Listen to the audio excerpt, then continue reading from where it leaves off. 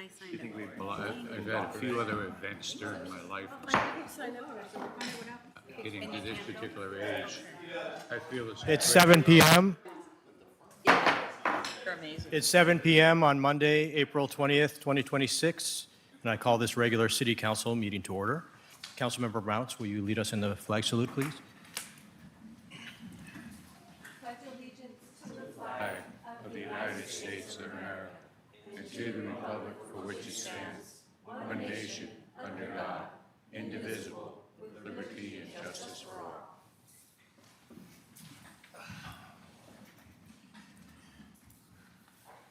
For the record, I'm noting that all council is present today, along with Planning Manager Stallnecker, Public Works Director Madden, Finance Director Robeck, and Police Chief Hernandez.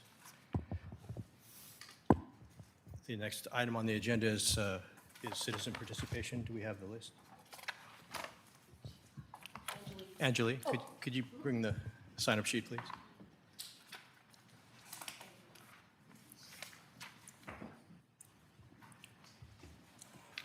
Thank you. All right, the first person on our sign-up sheet today is Joanne McNally. Joanne, if you would just come to the microphone and give us your name and city for the I want to record. speak about the sidewalks coming on 23rd, or in front of my home. The estimate that I see on the website gives an account of how much you're willing to pay for my property. But there's no picture of my property to show the total impact of this. The 10 feet up to on my front yard would put the sidewalk 10 feet from my porch, which really is a devalue of my property. It doesn't affect my view, but the property has taken up most of my yard, my front yard.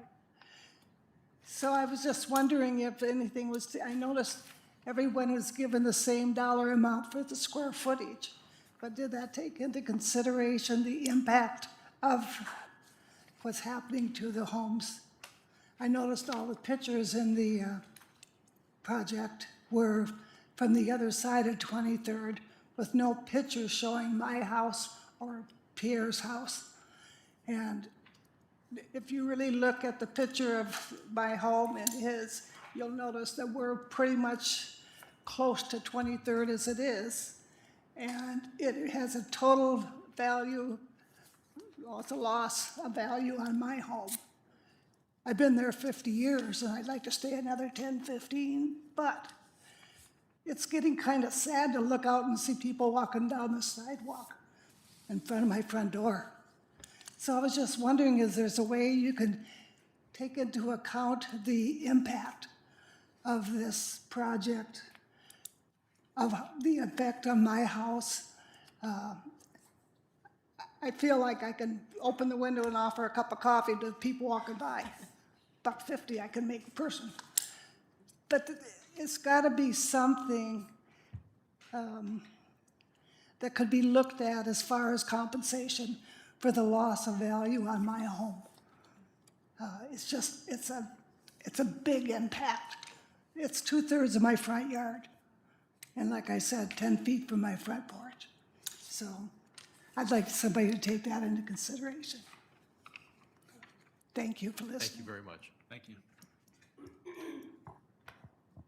The next person that's on the sign-up sheet is Efren Almaraz.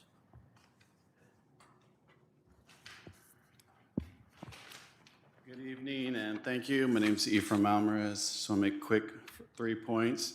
First, Easy Fiber still has not corrected the unsafe enclosure at my home despite multiple promises from company representatives and a visit from our own Public Works Director. Weeks later, nothing has changed. That raises serious concerns about oversight and accountability. Second, I'm concerned about the city continuing to assign police officers to duties that pull them away from core public safety, whether it's animal transport or truck route enforcement. The trade-off is the same. When officers are doing those tasks, they are not responding to emergencies in the field or arresting bad behavior. Third, the traffic camera fund does not appear to support the claim that it's making a lot of money. The figures show at a study session reflected about $92,600 in actual fines revenues, with $148,000 transfer from another fund, nearly $240,000 expenditures, which leaves us about $818 of profit if you don't count the $148,000 that was pulled in from another fund. So it looks less like a windfall. My concern is that Milton is shifting limited public safety resources into programs that clearly do not justify the trade-off. Meaning, under our own admission, we had 1.5 million people go through the cameras with 5,319 infractions. And I can do that math, that's less than 0.5% of violators for people going through. That's a little bit more than 0.25%. So if we're not even hitting a single integer, we're putting resources to watch these cameras or to watch the tickets, or we're taking resources away from officers arresting bad behavior as it's happening and responding to emergencies from the field. We have an officer who would have to stay in half of the time to look at the stuff and hand out these tickets, which again, we haven't hit 1% of violators. I understand that if you go through Milton Way, you'll hit 4 cameras, and therefore those numbers probably aren't true, 1.5 million. But then that goes to the fact that perhaps then we don't have as many people coming through as one would suggest, 1.5 million. It can't be both, right? We can't have 1.5 million people going through, but it's not really 1.5 million, when it comes to it. So if we were to divide that by 4, and we still are less than double digits on percentages of violations. I haven't done that math, but I can tell you, 1 million divided by 5,319 isn't anything to throw resources at. When it comes to surveillance, or when it comes to cameras, just remember this. The only way you can feel good about the purchase you made for putting surveillance cameras is if something bad happens.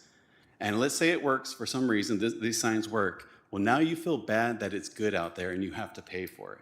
It's not a cycle that you can chase, right? It's a self-defeating cycle. Thank you for your time. Thank you, sir. And the last person on our list today is Jacqueline Whalen. Good evening, council, staff, and guests. A few brief comments, sort of a report card topic of the fiber optic construction done on my street, and I'll zero in on my portion of the right-of-way, just to say that I think there's a lot of lessons to be learned. Installing the fiber optic conduit, I'm certain, it's a messy job, but it really was underrated in terms of how impactful it was on people's lives. I sent you all an email late, and I apologize it was so late, and I don't even have my notes in front of me, but I do want to say that it just seems as though this sort of a business is fraught with serious problems. The franchisee could have done a far better job of preparing the community for the impact. I'm still dealing with the damage that the contractor did to the right-of-way in front of my property. I've already cleaned up their mess from when they were on our property, end of January. 75 days later, you'll see in the email, they've paved a sinkhole. They cut a hole in the street to retrieve a boring tool to tunnel across the street. And the hole didn't get fixed until multiple complaints. And I pulled aside the head honchos who showed up here during your study session last week. We'll fix it. I got a paved sinkhole in front of my house, and they still have not dealt with a very obvious subsidence in the shoulder of the road in front of the house. It's sad. It's wrong. I don't understand the decision where vaults, where multiple conduits are joined together like your electric junction box. The one at my house, I'm not going to be able to install underground electric conduit. The area is already jammed up. It just doesn't make sense. You'll see in the pictures what I mean. And boy, I really hope that the franchise contracts that you're looking at tonight, that part of the discussion from staff will be, here's what's in this agreement that we've learned our lessons and put into that agreement. Because from what I've learned research-wise, it's sort of common practice to just bulldoze in and fly on out and make all the problems that are left behind the responsibility of the citizens. Thank you. Thank you, Ms. Whalen. Is there anyone else in the audience tonight that would like to speak? Yes.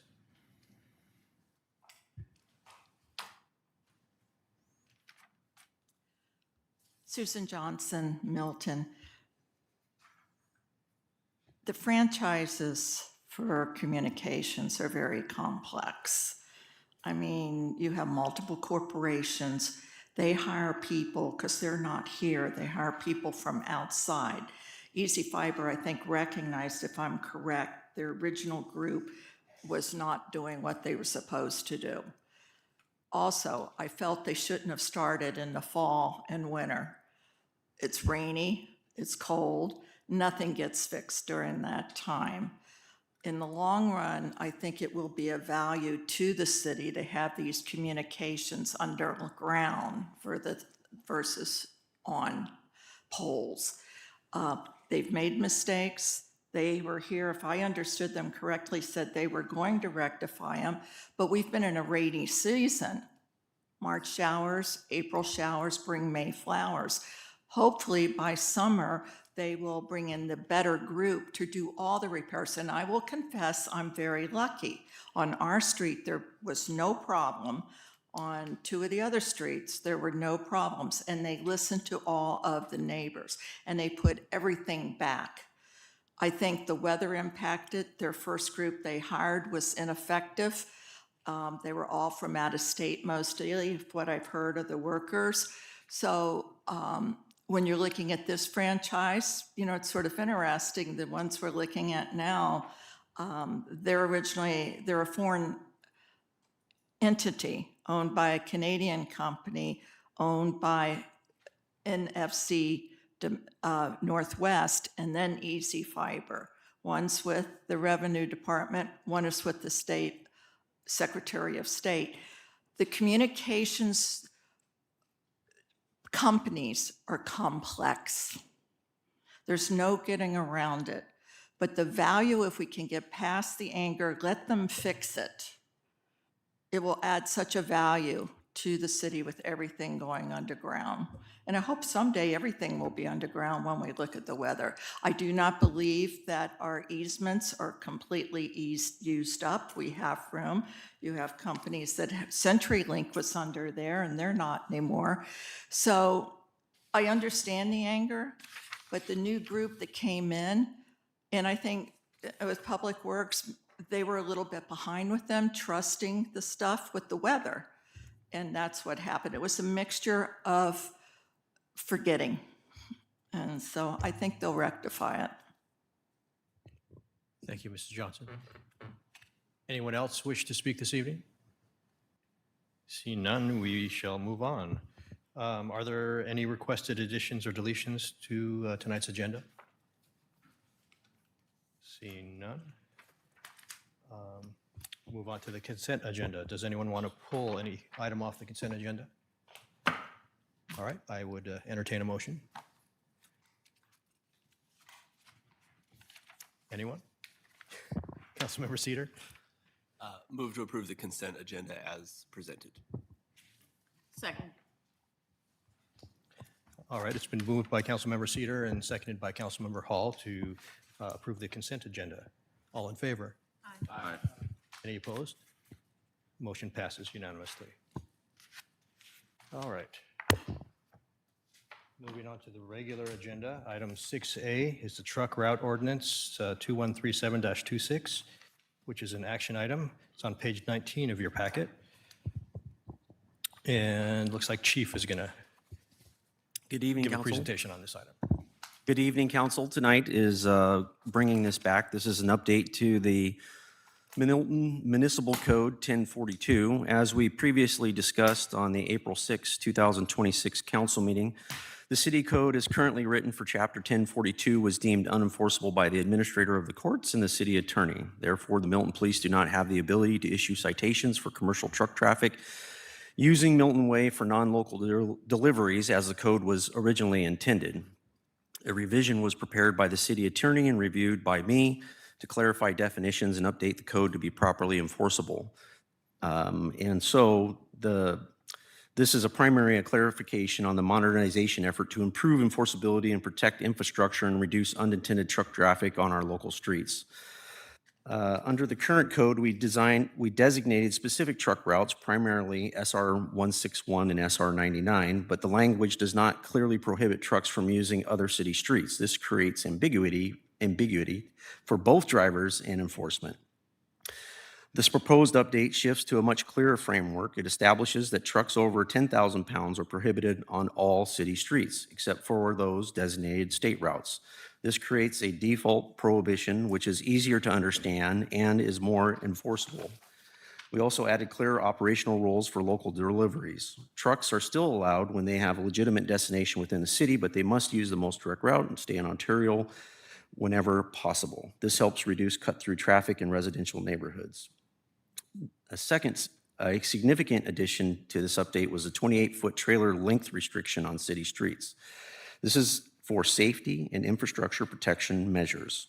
Longer truck configurations create challenges with turning radius, visibility, and roadway wear, particularly on the smaller local streets. So I'm asking for action by council tonight.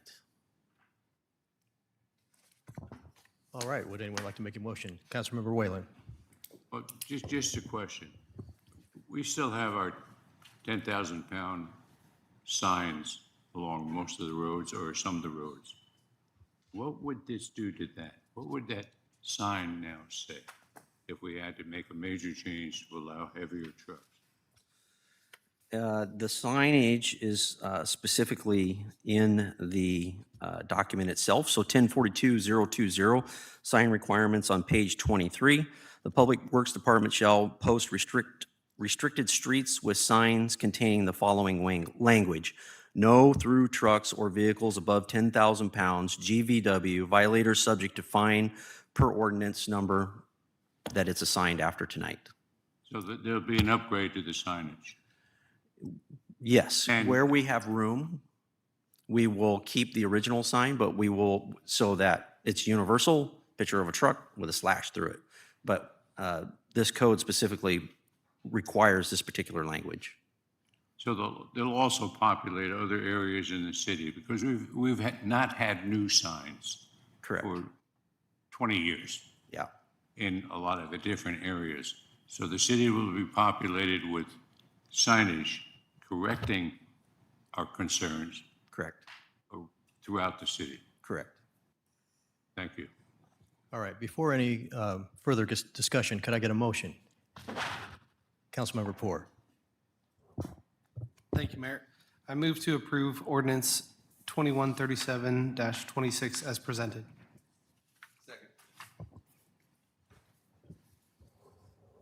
Okay, it's been moved and seconded. Is there any further discussion? Yes, Councilmember Turnus.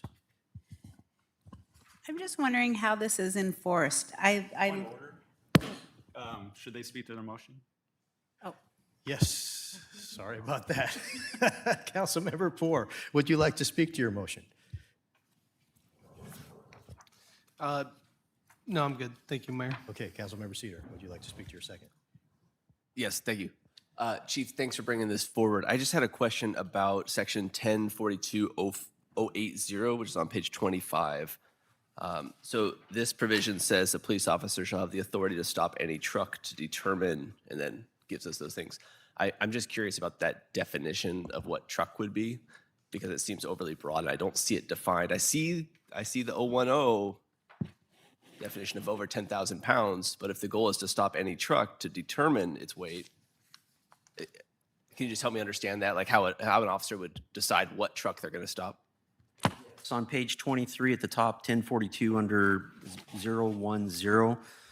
It talks about the weight rating, and then also there's a picture on the back of 24 of the vehicles that we're talking about.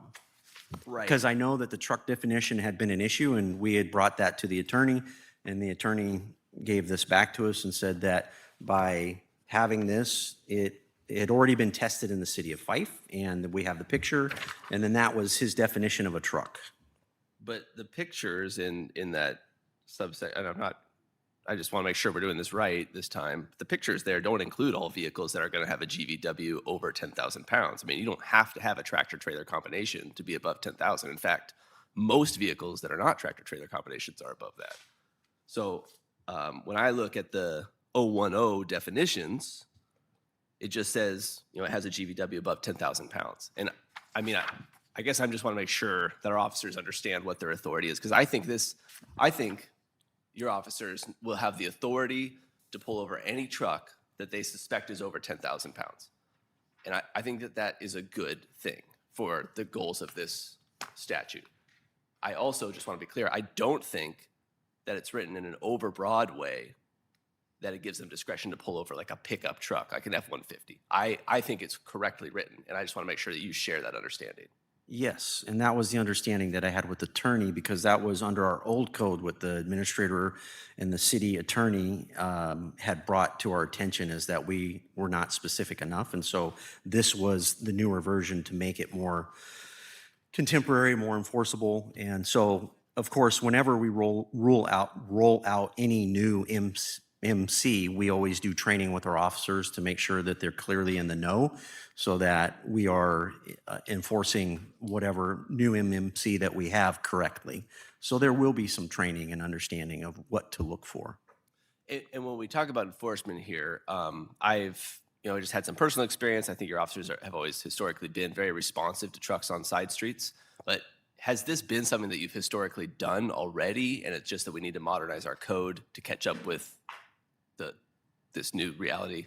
We have been doing this, and the problem, like I mentioned earlier, is that when we wrote a citation for a truck that ripped off the pedestrian button at the corner of 28th or whatever street it might have been, the courts have kicked them back to us and said, you need to fix your code. And so this is more of a reactive response to the lack of enforceability. But this is something we've attempted to do throughout the years, and so we keep getting jammed up on, hey, you need to fix your code. So passing this code was my last thing for you, and I appreciate that, Chief. Passing this isn't putting some new administrative burden on your officers that they didn't already have. Correct. Thank you. All right. Councilmember Turnus, and then I'll come to you, Councilmember Whalen. I really like the idea of keeping these big trucks off of our streets. And I like the idea that the police are able to enforce this law. My concern is, how do you pull a truck of this size over on our already narrow streets and actually issue citations without it hindering people walking, or could even be potential danger? Is the camera system available to give them tickets?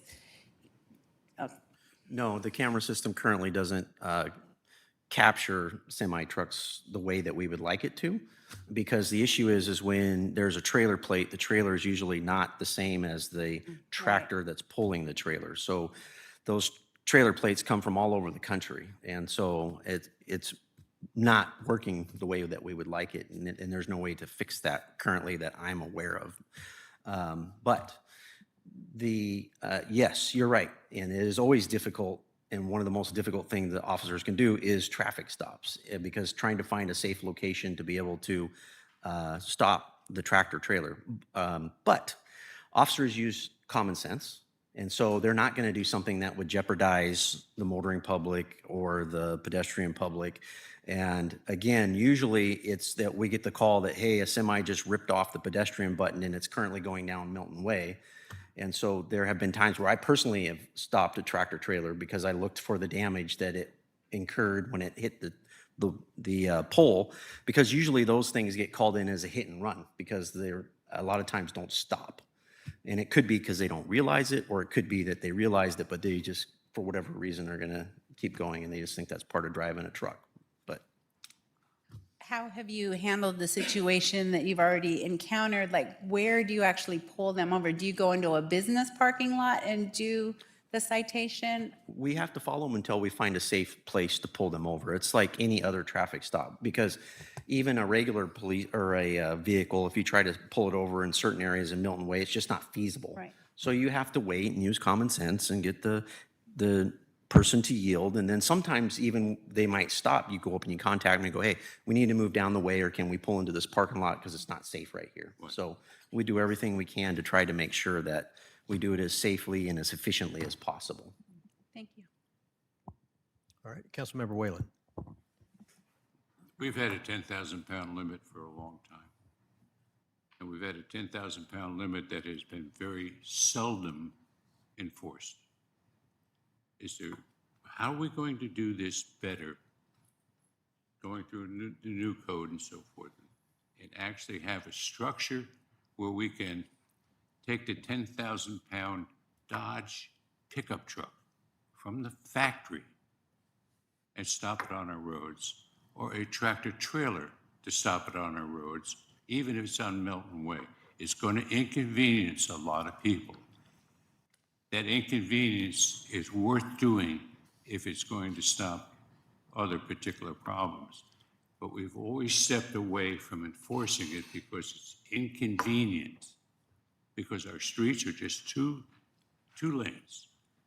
How do you enforce a code like this on the 2 lanes without interrupting traffic and having people understand that this is a viable concern that we have for the safety of the general public?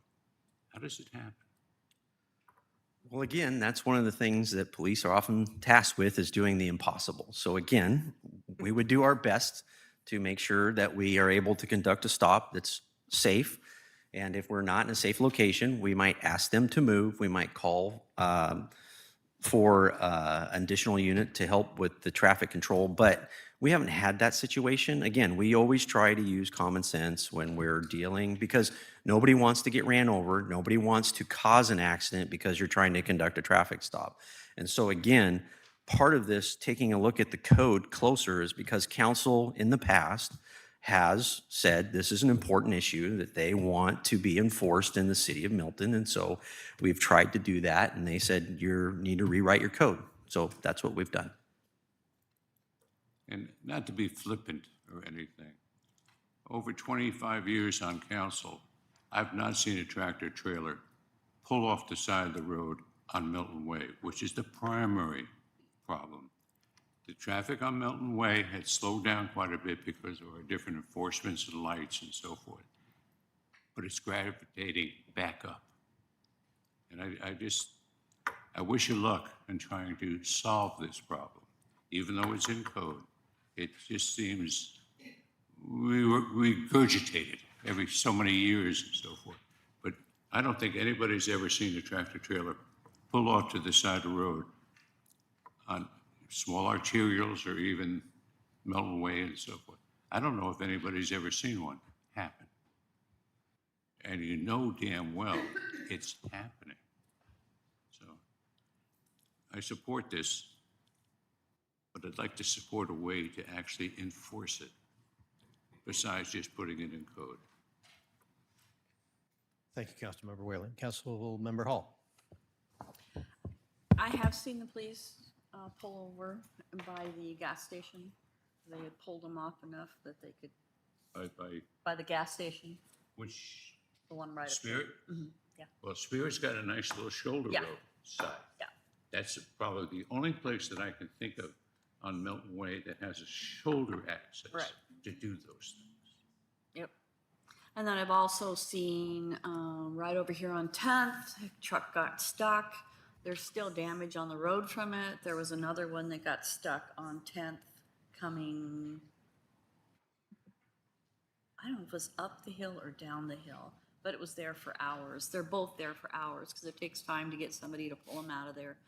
The one gentleman, GPS did it, but he said he knew as soon as he went up that hill, he was in trouble. If you don't know the area, it's hard, but they are dangerous. I see them very early in the morning, and they're barreling down. My Can they get a ticket from the camera, though, if they're speeding down the hill?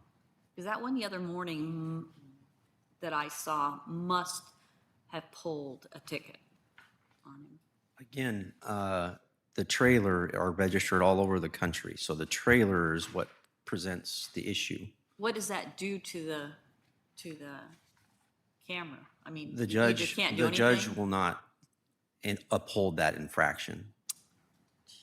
Because again, you're coming with all over the country and they're not, unless they're like a private LLC, that trailer typically is not registered to the individual driving the vehicle. So you have all of these random trailers from all over the country that are moving through, being pulled by tractors.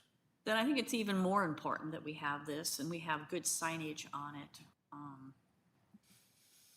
It just is. Thank you. Any further discussion? Yes, Councilmember Roberts. So we have trucks coming through, just passing through, but we also have trucks that are, stopping at work sites, et cetera. So I'm just curious about the discretion that's going to be used to enforce this. So for example, every time your force sees a truck, will they pull it over? No? No, again, we don't have enough people to do that. So we're not going to be out there hunting the semi. Usually, again, this is a call that they've struck something or they've gotten stuck themselves and we're like, why were you on this route? Do you have a local delivery? And so this will give us that tool to be able to actually issue an infraction and have the infraction upheld by the court. Okay. Makes sense. Thank you. Yeah. Any further discussion? Councilmember Whalen? I want to add something to this. What do we have in code? You have to speak English to an officer, not misunderstand it and so forth. And when you get into that particular circumstances, what does the police department do? They shouldn't, and hopefully never allow them to continue if they can't speak English. Is that something to be incorporated in here? No, that's not something that we've incorporated in there, and we have not run across that very often. Okay? One time is one too many times. So where should we incorporate that within our traffic codes, traffic law in the city of Milton, that you must be able to speak English before a police officer allows you to transfer? For whatever reason they stop you for it. If you can't speak English, you don't drive. Can you develop something that protects the citizens of Milton from non-English speaking drivers? Well, I'd have to have a discussion with our legal team and also with the Attorney General, because currently in the state of Washington, they don't have that restriction, is my understanding. But I think we as a citizen, corporation, so forth, can have our own, whether they have one or not. If you can't speak English, you don't transit through the city of Milton, along with violating any other code, which is generally what generates that personal contact between an officer and a problematic driver. So maybe not here, but I think that should be incorporated soon in the city. Thank you for your time. Any additional discussion? No? Okay. Seeing none, it has been moved by Councilmember Poor and seconded by Councilmember Cedar to approve ordinance 2137-26 as presented. All in favor? Aye. Any opposed? Motion passes unanimously. On to item 6B, which is the franchise agreement with Ziply Fiber Pacific LLC for fiber optic internet services, ordinance 2138-26. And this will be presented by Public Works Director Madden. Thank you, Mayor, Council. The item before you tonight is a follow-up item. It's an action item. It's follow-up to last week's study session where we discussed a franchise agreement for both Ziply Fiber and the NFC, who they use to install their underground fiber. The A representative of Ziply is here tonight if you have any particular questions. As discussed in last week's meeting, Ziply originally had a franchise that the council had approved. Because they had some internal changes, they elected to void that franchise agreement and come back for a new one that had their construction partner in mind, NFC.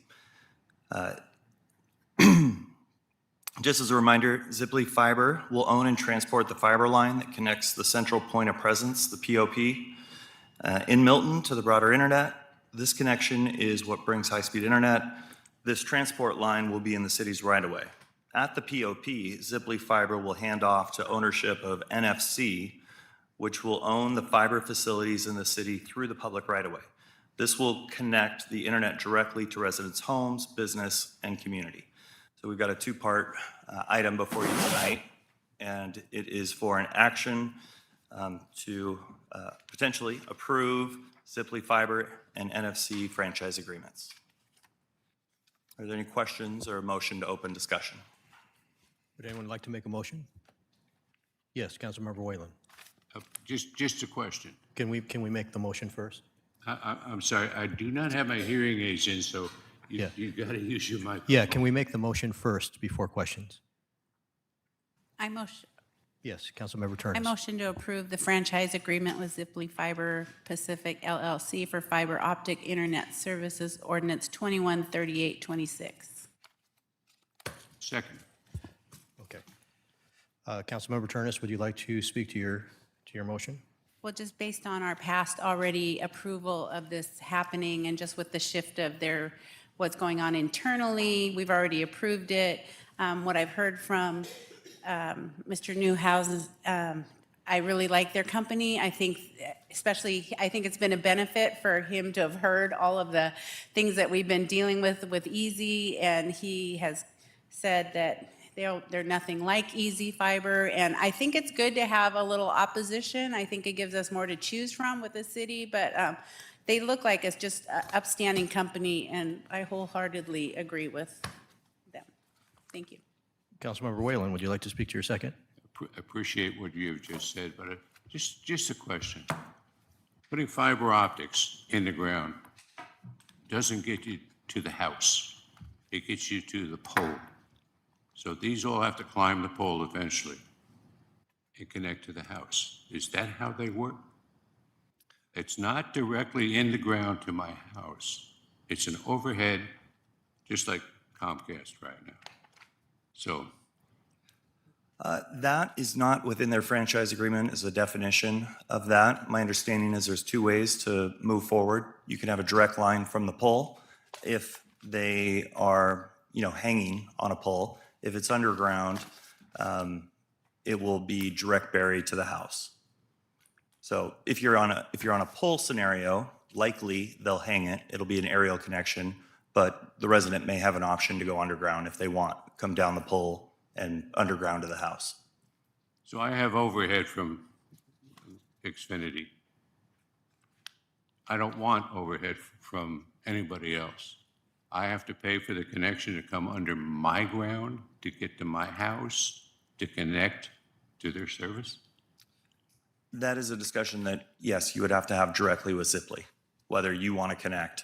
I don't know. We can ask them to speak to that if you would like, as far as a structure, but this is just the franchise agreement to allow them to work within the city right away.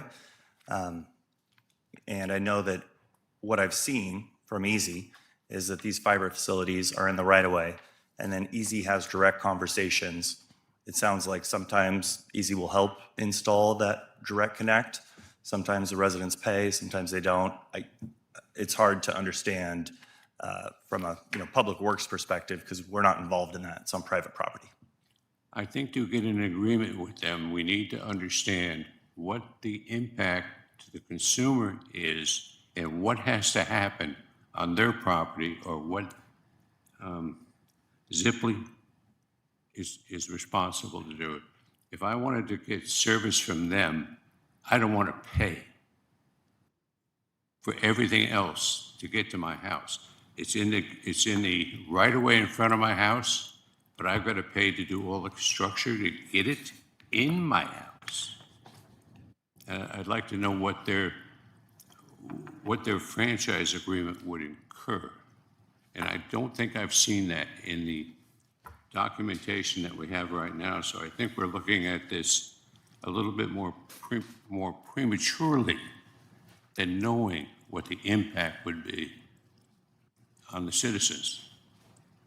Understood, your point of view. I think that your situation is somewhat a specialized situation where you've got a potential to have an aerial connection, but you want to go underground. I don't think that would be the norm in the city. I don't think anybody on my block has an underground fiber optic into their computer system. Most of us come along with the overhead, you might say, Xfinity. Now we're changing from the Xfinity, which they connected to the house and put in the house, to a franchise that may be underground, that I may have to dig up my driveway, or how to do this.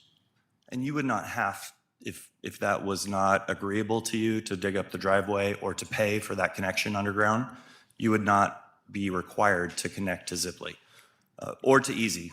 I couldn't even choose to do that by the expense increased by their transit of the information through the ground to my house, as opposed to the overhead. So I think there needs to be a little study and understanding of what the impact would be. I live on 3/4 of a mile, maybe a half mile street. And I can't see how they would even try to make a profit putting one in and undergrounding it, as opposed to providing that service without the general public or the end user being required to pay for that connection. This is a little bit different than when we first started with fiber optics. It's just a little, I'm trying to see what the future is going to bring, and I believe it's going to bring more cost to the end user than it has been in the present circumstances. Understood. Would council or the mayor like Ziply to speak to that talking point about cost of connection? I think it's sort of outside the Okay. purview of this ordinance. But, And it's, I you mean, know, if this he is w- if he wishes to, he certainly may. very good. Is there any other discussion from council? Yes, Councilmember Poor. Yeah, so I had some questions I was hoping for some elaboration on. Section 8, work in the rights of way.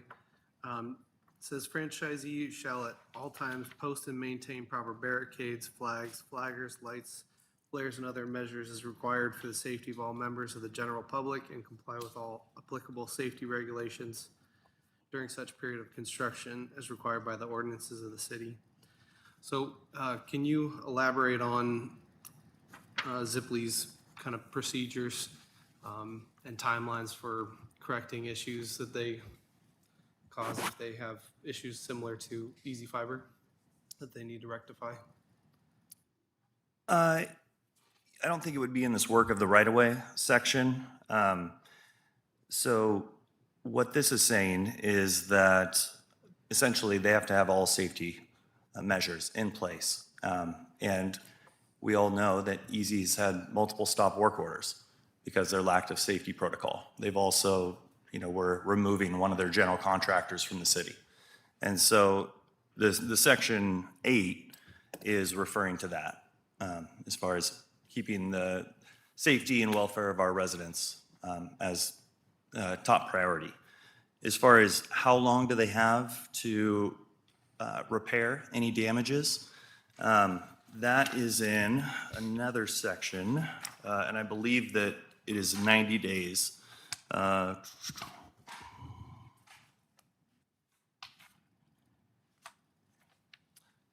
So I think what the question is how long is it going to take them to repair? Both the individuals that spoke during public comment period Those sections are not completed yet, which is why the repairs have not taken place.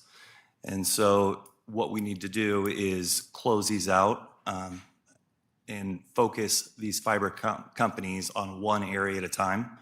Easy was allowed to open up quite a few tickets. We hadn't been through this process before, and I think we learned a lot of lessons. So right now, we've got multiple right-of-way permits, on my desk that are being held until they close out some of these other areas. And that's how we will proceed in the future to minimize resident impacts. It's going to stretch out these fiber builds significantly because we are going to slow their progress through the city. So I just want to make sure everybody understands that it is somewhat of a give and take. It'll take longer for people to be able to connect to these fiber facilities, but the city will have more control over restoration and just safety overall. Does that answer your question? Yeah, thank you. Okay. Councilmember Hall, did I see your hand? Because I'm familiar with labor and industries and looking up contractors, and right now, I do not see where NFC Northwest LLC, it's saying that they're inactive. So if somebody could speak to that. We want to make sure that, I see Ziply Fiber is there. It gives me their number. There's 2 of them. But the Northwest says it's inactive with the number that I came up with. Okay, And we can address that since that's the next agenda item. And yeah, we could. Yeah. So any further discussion on this agenda item? Both of these paragraphs are in both of them Okay. identical. All right. So, yeah. All right, yes. Councilmember Miles. Thank you, Mayor. It's my understanding that we can, as a council, request a pause here. We can even request some additional studies, impact studies, safety studies, saturation studies. Those were the 3 things in our right to further consider franchise agreements, safety, public interest, and saturation. And I think the timing of this might be unfortunate for these 2 franchises that are requesting to come in, but I also recognize that they also had timing issues and corporate issues that effectively voided the agreements that we had with them previously. I don't think that the city is under any obligation to feel obligated to honor those agreements when the company itself voided those agreements. So I don't know how anyone else feels, but I just wanted to say that from my perspective, we might just want to press the pause button on fiber franchises for a short time and maybe do some more studies. Understood. I will say that there's a significant cost with those studies, and so we would want to understand exactly how the city would facilitate those. But yes, I think that is a fantastic idea. I will say that most of our unimproved shoulders are somewhere between 5 and 10 feet. We currently have one outside of our water, which is mostly in the street. We have one fiber in that 5 to 10 foot section, which is what my feedback was last meeting about. I feel that we've got adequate right-of-way currently, and also with Ziply's pull attachment agreement that they put forward, there may not be as much impact to the right-of-ways as we've seen with Easy. Thank you. And if I could just follow up on that. If we have 3 different fiber franchises and they do end up going underground and they're in separate trenches, is there a required space differentiation between the ditches? Not fiber to fiber, although, a 6-inch to a foot would be ideal just to make sure that, it doesn't hit a rock go off target and take out your competitor's fiber.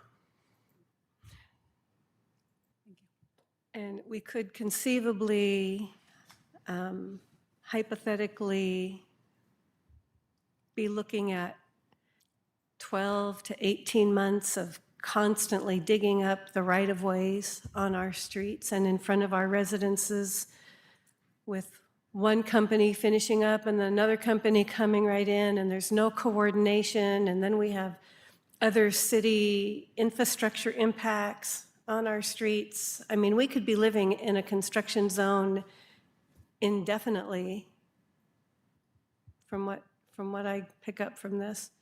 I love competition. I think competition is great. I don't, I'm not opposed to that. I just don't want to be living in a construction zone. And I had one other question too. Do the franchises pay for using the city right-of-ways other than the permit fees, or is it just the permit fees? It is the permit fees, and then there is a kind of a nominal application fee that essentially covers legal's expenses to review. So no. It's not a huge financial benefit to the city to be going through all of this. Not from a city revenue standpoint. The advantage is faster internet for the residents and options, competition. Right. Those are good benefits. I don't deny that. Thank you. I will say that there is a pole rental agreement. So if they were to move forward on the poles, there's a small cost, but it's by no means a revenue maker. Thank you. Any additional discussion? Yes, Councilmember Roberts. Yeah, thank you, Mayor. So if the franchise agreement is approved, what is the time frame between the agreement being approved and actual work starting? Is there a time frame for that? We're never provided that at this franchise opening. I would love to get a schedule of their install, before we go through this franchise process. And that's just, we're not given that information. It's not part of this packet. Right. I mean, the reason why I ask is if we're constantly inundated with, Easy Fiber and then Ziply, obviously there's a lot of fatigue, and I'm just being, cognizant and aware of that. And I'm hoping there's a little lapse maybe, give people a little break. So thank you.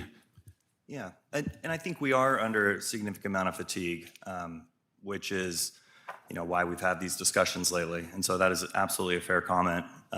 By slowing down where they're allowed to dig, we also reduce the impacts as a citywide.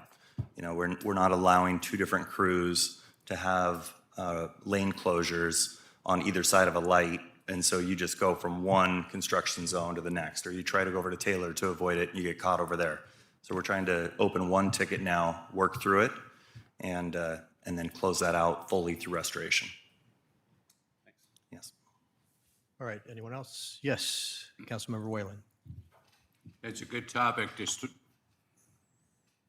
That was a good topic to talk about, because the impact on the city of Milton with what's presently happening is far beyond what I think we ever thought was going to happen. Now, to have two competing to do the same thing, or coming in later and digging up the same hole that somebody else used, which is probably a potential in this circumstance, we need to be a little bit more smart. And I don't mean we're not smart, but a little learn to be smarter about how the impact of this type of changes in the city is taking place. Do I want to go through somebody else digging up 13th? No. I'm sorry. Do I want to get 13th repaired? Definitely. Do I want somebody to come in later and dig it up? No. So there's like a rush to get all this stuff done, but the planning to get there, we may not have thought it through 100%, nor may they have explained it 100% what could happen. So we're not in a situation right now that it's it's very difficult to get the general public to approve something that has been a pain in the ass, excuse my language, for the last 6 months. And there's no precise what's happening. I mean, you drive down Taylor, and you see one guy with his feet out of the hole, with his head down in it, whatever the hell he's doing, it's not safe. And there was a lot of different examples what's going on. So, are we moving too fast? Do we not know enough? Do we not explain exactly what we want this to look like and not negatively impact the citizens? 13th Avenue has been negatively impacted for 5 months. Still not finished. But all there is a wire in the ground. It don't go to anybody's house yet. Now, what's going to happen with that? Is it going to cut in the ground to everybody's property, or is it going to go in overhead? And so it's just kind of foggy. Yeah. So, I'm not going to support this agreement until there's more information. I do want to speak to one thing. Last week, I was going to bring this up at the end, but I think now is appropriate. I attended a UCC meeting for underground contractors last week. That's not an organization that we typically lean in and work with, but I went because of the issues that we're having. And it was a fairly full room. Easy Fiber, I believe, had 8 people there. Forge Fiber, one of our other franchisees, was there. We had a couple locator representations and contractors, and everybody was kind of reeling from what's going on with these fiber installations right now. And because it's happening not just in Milton, it's happening all over and in Washington. And what the takeaway is that the 811 system for call-in locates was never designed to take on this amount of square footage. And so we are working in a broken system of what the 811 is able to provide locators and contractors. And so that's, I'm leaning in on those discussions from now on because I really want to get it right for the city of Milton. But this is catching the amount of disturbance in the area that these contractors are working with these bore companies is taking a huge impact on the region as a whole because there's not enough locators to provide accurate locates. PSE was there also, their head of safety. He's going to come do a tailgate meeting with our shop in the next couple weeks. But yeah, it's an industry-wide problem. And while I would love, I don't want to point the finger at Easy, but they're a scapegoat that we've had some issues with. But there's a couple issues happening side by side. And the way that we can control that moving forward is control the pace at which we allow work to happen in our right-of-ways. Yeah. Just to add a little more information from me. Do we have a very complicated underground system? Is it documented very well, designed very well? And if somebody came in and said they want to put a cable here between Oak and Taylor, on whatever street it is, can we define exactly where everything we have is and where it's located? No, but we're not alone in that. What we have is an archaic paper system that we are onboarding into OpenGov, which the council has invested significantly in. I will be at a conference next week talking with OpenGov about how we bring our 811 locates into our GIS mapping system to try to give our team one more tool in the field to help give an accurate location. The other thing we're doing is anytime that they, Easy or Forge Fiber or Ziplease, find something that is unmarked, they're reporting that information back to us, and Axel, who's our GIS coordinator, is then updating that information in our GIS maps. So to your point, we're getting there, but we're still in that position of we are taking all of our old paper maps and we're putting them into a online format. And that's appreciated because I being here 50 years, I know a little bit about what's going on in the paper maps, and yeah. I think it's here. You write it down, and it may not be. And you probably experience a few that. But that's very important to do because this is this is the next step towards a much more complicated life and integration of services underground or even overhead and so forth. So it's just something we want to do very right. And I'm not sure, being asked to franchise agreement for another company that I don't know enough about makes me uncomfortable. Thank you. Councilmember Turnus. Last study session on Monday, which I know you weren't here, but, and Mr. Newhouse can speak to this, but I believe that your company doesn't go below ground, which is one of the selling points for me, is that we're not coming in and we're not digging up a whole bunch more streets, that it's above ground. And maybe you could speak to that? Yes, please. Yeah, please come up. Everyone, Mayor White and council members, thanks for having me again this evening. Yes, council member, you weren't here. We talked a little bit, not necessarily the differences, but just the way we operate as a company, a Pacific Northwest company with a proud track record that we've been in this area, and we're very proud of that. Our leadership all live in this area. This is home for us. We live in communities like this all over the Pacific Northwest. We've got offices in Kirkland and Everett, and it's unique to us because, again, this is home. And to speak to some of the things that were mentioned here, the city is in charge. We only go as fast as you allow us to go. And our approach is communicate, communicate, communicate. We don't do anything until we have a pre-construction meeting with your public works director. We review everything from initial plans to that implementation, how we want to go about it. Is it underground? Is it aerial? And speaking out aerial, our preference is always aerial. If we can do that. Sometimes cities don't want us to do that. Sometimes residents see it as more clutter and they don't want to see it overhead. They prefer it to be underground. Then we will do that. But you're in control. And the way we start too is always very slow. Maybe one permit, one job. We want to make sure that we're doing everything correctly in terms of the build, in terms of the implementation, in terms of one of the most important parts, which has dominated a lot of the conversation, is the restoration. What I've seen in this industry too often is that vendors get too far ahead of themselves. And it's all about, and I understand it because a lot of them get paid by how many feet they get done, every day, every week, et cetera. But the problem is that they forget that you're impacting real people's lives, right? Or there are safety concerns. Well, safety is our number one concern always. We never want to leave a pothole open or any kind of equipment or anything that anybody could get hurt over. We want to make sure that it's always safe, but most importantly, that we're timely with our restoration. Because again, we know the impact that it's having, not only aesthetically, but functionally as well to people's properties. So we always follow up, and we follow up very quickly.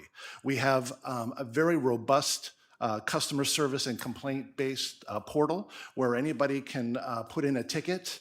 We will get back to that individual within 24 hours, always, and then we will put a plan together to fix whatever that might be. Maybe the lawn got damaged, or flowers got damaged, or maybe in some cases it's something else. But we will always do the right thing, and we'll always leave it better, as good or better than the way we found it. Now, I forget the question that you had over here, Councilmember Whalen, you wanted me to speak to. Was it about? Excuse me. The cost. Oh, the cost. Just like I think you said Xfinity, there's no cost to you other than the service. So the service is connected, you're paying your $35. It can even go as low as $20 if you take advantage of some programs that we have and other things, because we do have a lot of discounted programming or discounted prices for those individuals, maybe lower income individuals that need internet service for education, for health, for their job. So we want to make it as accessible as possible. We also don't do any background checks or credit checks. Anybody that can pay the $20 or $35 a month, they're going to get service from Ziply Fiber, which is unique in the industry as well. We don't do contracts. As long as you're paying for it and you're happy with the service, we're happy to give it to you. And we have speeds up to 50 gig, which is the fastest internet speeds in America now. We just recently received that award. So it's a very superior service. Thank you for your question. Is there any other questions I can answer at all? Since I'm up here, sorry. I don't have a question, but I have a comment. So I like what you're selling. I appreciate what you're saying. We haven't, we've heard that from other companies as well. So please, by all means, stand to what you're saying here and respect the city when you're doing the work, because I speak for the entire city. Absolutely. Trust me, everybody's really upset about the previous work being done. So Yeah, no, I appreciate that, and I appreciate all the feedback that I've heard, not just tonight, but previous Monday as well. All of that is taken to heart. Believe me, I've shared everything that I've learned here with my team already about what has happened and what we need to be cognizant of and making sure. But some of that is already taken just in terms of the way we operate.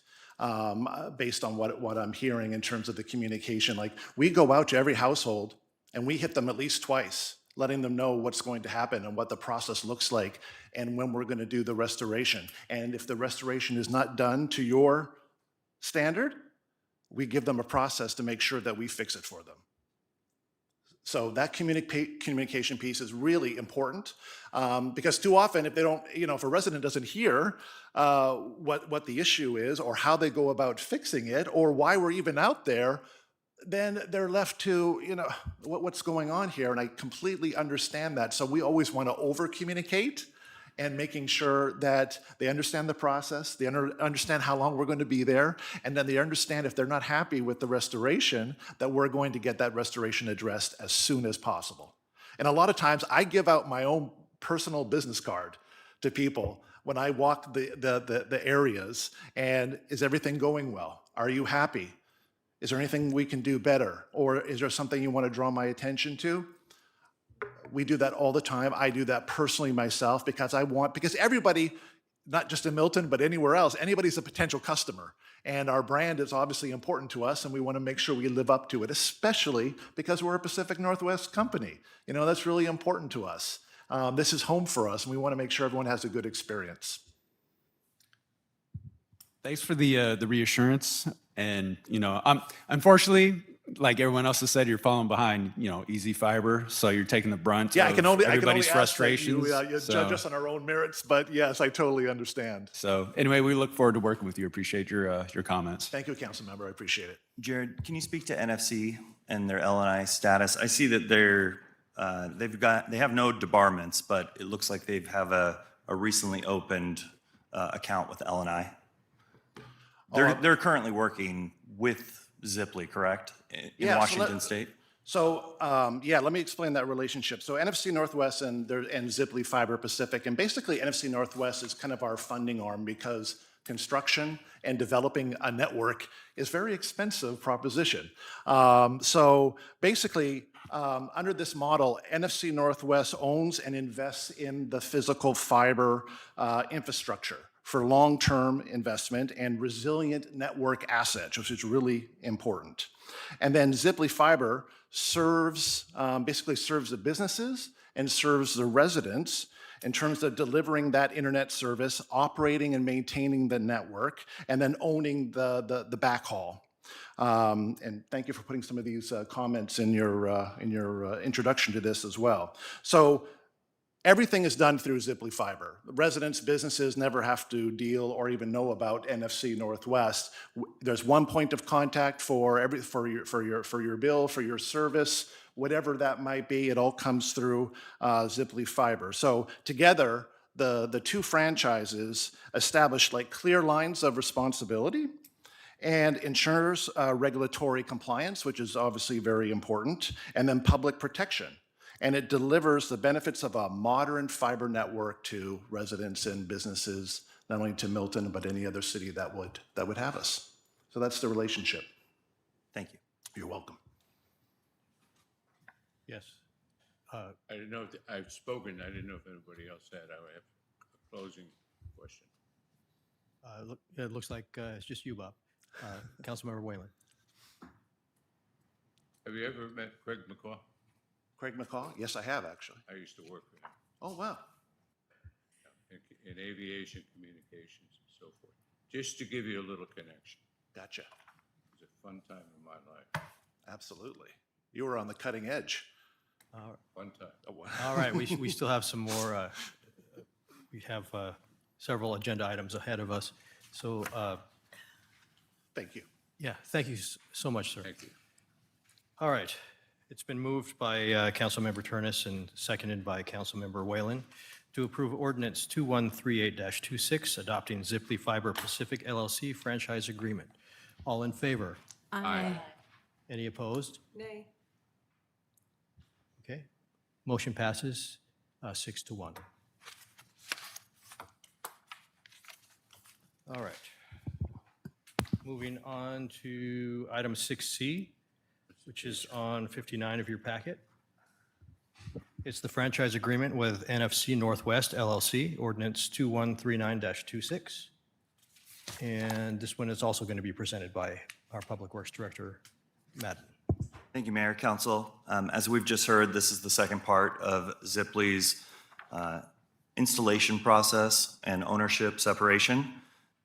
The recommended action at this time is move to approve ordinance 2139-26, adopting NFC Northwest LLC franchise agreement. I'd entertain a motion at this time. Yes, Councilmember Turnus. I move to approve franchise agreement with Ziply Fiber Pacific LLC for fiber optic internet services, ordinance 2138-26. Second the motion? It's the wrong one, isn't it? Point of order? I'm sorry. Point of order, yes, please it state your Ziply? point of order. Didn't we already do Ziply? This is this. Into the next one. Oh. Okay, thank you. I move to approve the franchise agreement with NFC Northwest LLC for fiber optic internet services, ordinance 2139-26. All right, Second the motion. all right.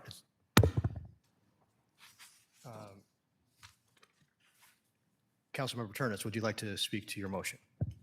Just that I approve it. Thank you. Councilmember Roberts, would you like to speak to your second? Not necessarily to the motion, but I did have a question. So, council member voted nay earlier on the franchise vote. So I was just curious, is there ways to handle that differently? Could we amend that or in some other fashion? Because obviously there was an extreme concern, wanting additional studies and things of that nature. So I was just wondering if there's a process we can do. I know it's very, I guess, lengthy, but is there a way we could kind of address that without just saying a nay? At this point, since the ordinance has passed, Understood. we can't understood, but we can't there's do ways that to going retract motions from my understanding, so, or vote other ways, but. Oh, God. Am I mistaken? I'm under the impression you can do that if there's enough council members to amend You would have to, certain you would things. have to make a new motion. Correct, In order to correct. do that. So But that's- we that's can't, what I'm- yeah, we can't undo what has already been done. Okay, sorry to derail the meeting, so. All right. All right, any further discussion on this motion? Councilmember Mounts? I don't want to state the obvious, but since Councilmember Hall pointed out that this company is inactive and there are some other concerns pending this company, I'm not sure it would be responsible for us to approve a franchise with a company that we have concerns with and that may not be an active company in the state of Washington.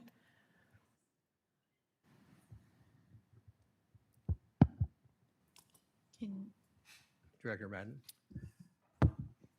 There may be other ways to go about this, but one way may be to approve with an amendment that no business will be approved or conducted by NFC until their L&I profile has been updated. But I think it's a fairly new partnership, which is why the L&I sheet reads the way it does. So I feel like I'm in a position of advocating for these franchise agreements, and that is not where I want to come from. This is a responsibility that Public Works has to bring forward. And I'm happy with whichever direction council sees fit to move forward. All right. Any additional? Yes, Councilmember Hall. Could you speak to that, L&I? Because they could be behind, you know? Yeah, it could be just a paperwork issue. I am not privy to that side of the business, but if it is an error, I will make sure that is addressed immediately.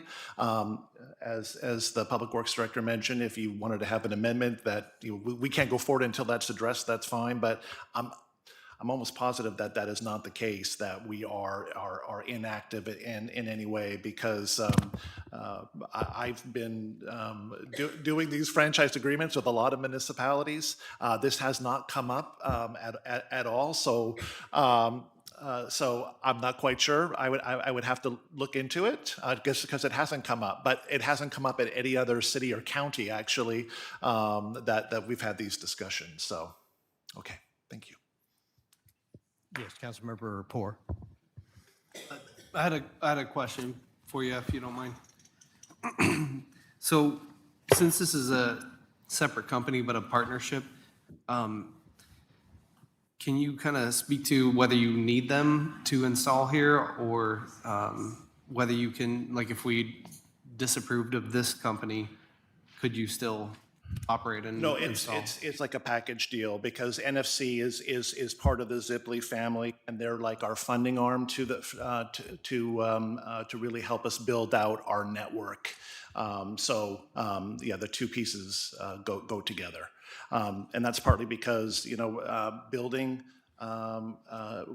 America's fastest fiber network is an expensive proposition. Doing it across all over Washington State and Idaho, Oregon, et cetera. So this is a way for us to do it, and do it the right way. So that's the route that we chose. Thank you. And since it is a separate company, do you guys vouch for them that they will have the same customer service and rectifying all issues? No one would ever interact with NFC. They just own the assets of that part of the network. All customer service, all billing, everything is done through Ziply Fiber. Okay. Yeah. Thank you. You bet. Thank you.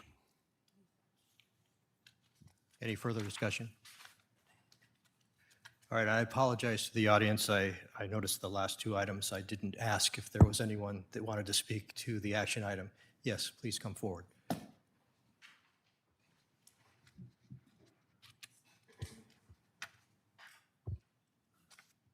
Susan Johnson, Milton. I'm a geek. I love fiber. We had it back east, and I'm glad it's coming here. You don't have to buy into the service. So there's no cost to a citizen unless they say, I want the service. So there's no worry on that. As to them being the history of the company, very quickly, it's Canadian Bell bought out in August 1st of 25. Is when everything was happening with Easy Fiber. It's an American communications company, but they're both, Northwest is a foreign LLC. They both have UPI numbers. They're both registered. I did see that Zippy Fiber has an expiration with their UBI code of 2023. So I didn't see anything after that. I did find that the mother company in the US is registered with the Secretary of State, but Ziply itself right now, it's the time limit of the change that's going on. So there was a big buyout, and so it's the whole group comes out of Canadian Bell. become American Foreign Investments, Foreign Element LLCs. So I think their rep is just like any others. There's hits or miss anywhere. I believe slowing down is what our Public Works has said. We learn from Easy Fiber. I think it gives advantages to the city because if we get more younger people, they want fast internet. And Xfinity right now has the market on it. And so the more competition we have, it's better for the citizens. The definition of the FCC broadband definition is 100 Mbps down and 20 Mbps is up. So that's the criteria from the Communications FCC. And they give the rules. And I will tell you, when I was on council, the one thing I always thought, what is the risk of the city being sued? It wasn't their fault that they were bought out by another company.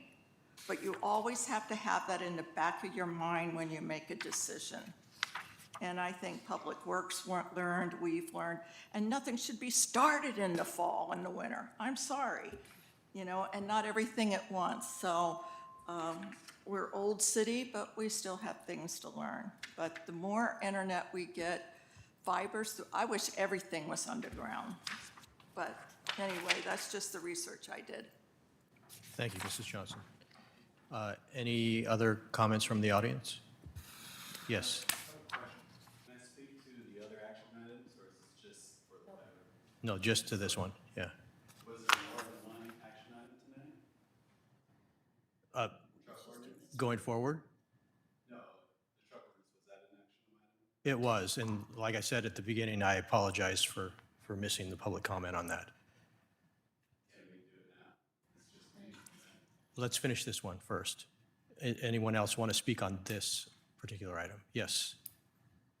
Come forward, give your name and city for the Jacqueline record. Whalen, Milton, Washington. Thank you for the opportunity to comment. First, I want to say thank you to staff with what's been going on in our right-of-way. It has to be a steep learning curve that's been extremely painful, and I just want to thank staff for their willingness to advocate for the community and learn the lessons and work forward from there. I appreciate the comments from the representative from Ziply Fiber, but I would love to learn, if it's possible, how this agreement, franchise agreement prior, has changed with the lessons that the city has learned. Are there things in there like, is there a full-time project manager that Milton could hire that is watching what is happening in our right-of-way on a full-time basis? I think it's pretty tough for a project manager to be managing 6 projects and then the proliferation of construction going on in Milton. It seems to me that that could be something maybe done with easy, but certainly is that an option in the franchise agreement? And pre-construction documentation, I think, is another really important thing in managing the project, so there isn't this he said, she said about what things were like before the damage was done to try to get things made right. Thank you for the opportunity to make the comment. Thank you. Thank you. Any further comments on this action item? All right. It's been moved by Councilmember Tiernes and seconded by Councilmember Roberts to approve ordinance 2139-26, adopting NFC Northwest LLC franchise agreement. All in favor? Aye. Any opposed? Nay. Motion passes 6-1. Right.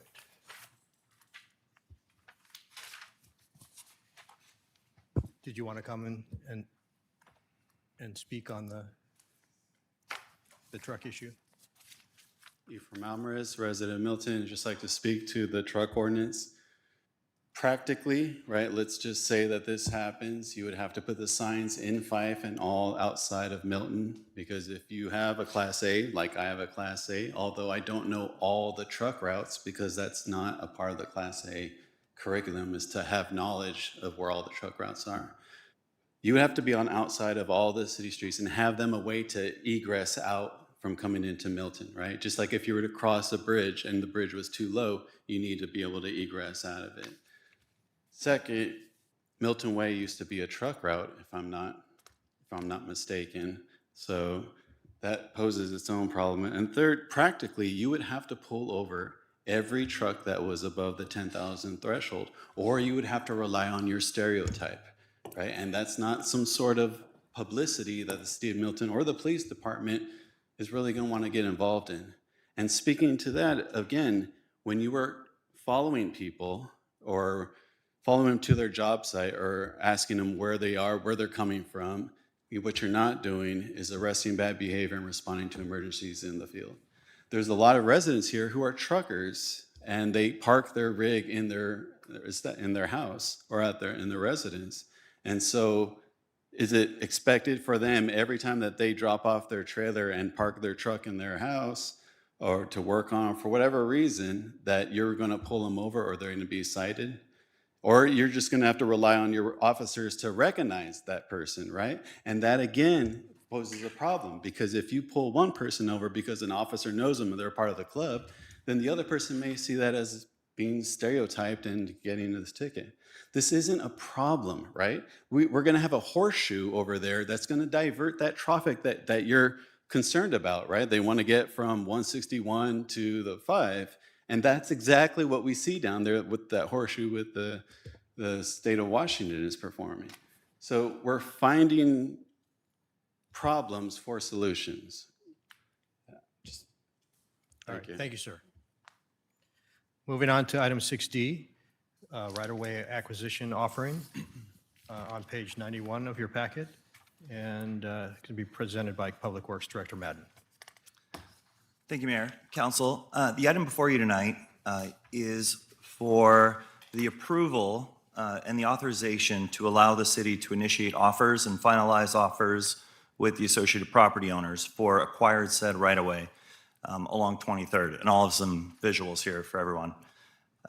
That will be brought to a future council meeting. It's on our agenda for the first meeting in May, and the hope is that if council grants Public Works the authority to finalize these documents, that we will be able to acquire this small section right-of-way on each of these residents, finalize it in the first meeting in May, and then we'll be in a position to go out to bid with plans that have already been completed for the northern section. And I will get into that more right now. So this item has 7 parcels for consideration, and this is a very busy map. This is our parcel map that I look at probably 20 times a day, but it shows you where these parcels are located. So 5 of the parcels are at the northern edge. They're actually at the King County border on Alder Street. And what we have there is we have a street that essentially functions as a two-way street, but it is maybe 1 1/4 lane of required width to have 2 vehicles going past each other. It's been a long-standing subpar street, and what we would like to do is acquire the right-of-way required to make 2 11-foot lanes and put in curb gutter, storm facilities, and sidewalk. This section of sidewalk will then connect Alder Street, which is where we have a high density of elder care, and some other facilities up in that northern region of the city. It'll connect them through sidewalks directly to Milton Way, which will take them to parks, commercial infrastructure. And so it's part of this overall build-out. So that's 5 parcels to the north. The 2 parcels to the south, about 4 or 5 months ago, we brought a right-of-way acquisition to council. We'd been negotiating with the property owner, and we acquired 680 square feet of her parcel at this time. The 2 parcels that we have at the southern end are just north of the church, across from the lake, Salvation Baptist Church, just across from the lake, and those are 10 feet wide. So getting up to the northern section, what this will do is, as I said, it'll widen the street, but only to 2 lanes. We working through the design with the homeowners. We started this discussion years ago. Last summer, we were in a position to make an offer, and we had the design underway. We had a couple of residents want to kind of negotiate that price, so we halted the project that time. We also had one resident who was not interested in selling. So because we had potential to go down an eminent domain path, because this is a safety improvement needed for the city, we decided to take a pause and go through the appraisal process for these 5 houses. That appraisal process,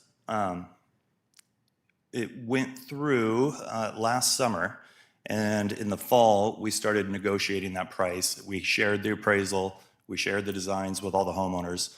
We had meetings with each homeowner. We took their feedback, and we added the addition of some traffic control to reduce speed, essentially a large speed hump in this area.